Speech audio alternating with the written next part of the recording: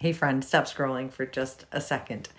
I want to tell you something that I really believe will change your life. Did you know that in John 10, Jesus talks about the sheep will hear his voice and to another they will not listen? That's the voice of the enemy that you're not supposed to be listening to. The enemy tries to sow seeds of fear, anxiety, and doubt into our lives' unworthiness. Now, Jesus doesn't say you won't hear the voice. He says you will not listen to the voice. The enemy wants nothing more than to take you out in regards to the will that God has for your life. And if you listen to that voice that says you're worthless or gives you so much fear and anxiety that you can't move forward, well, then he's won.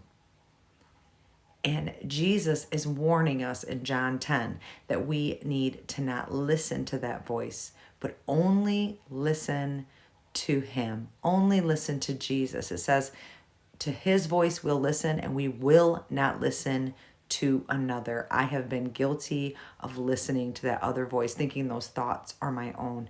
They are not your own. The enemy is trying to get you off the right path and think you're full of fear and full of anxiety. If it doesn't match up with the word of God, it isn't from God. I encourage you anytime that you're having thoughts that are consuming you, that feel like they're full of fear and anxiety, go to the Bible. Make your thoughts line up with that. The Bible tells us to renew our minds. Find a verse that's against that. If it's fear, find a verse that's against fear and how God will protect you and take care of you.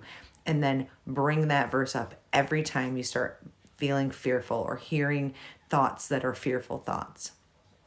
Friends, we have a battle to fight. We have a battle to fight. We can't just sit back and listen to the words of the enemy and let them take over our lives. God has some really cool things for you to do.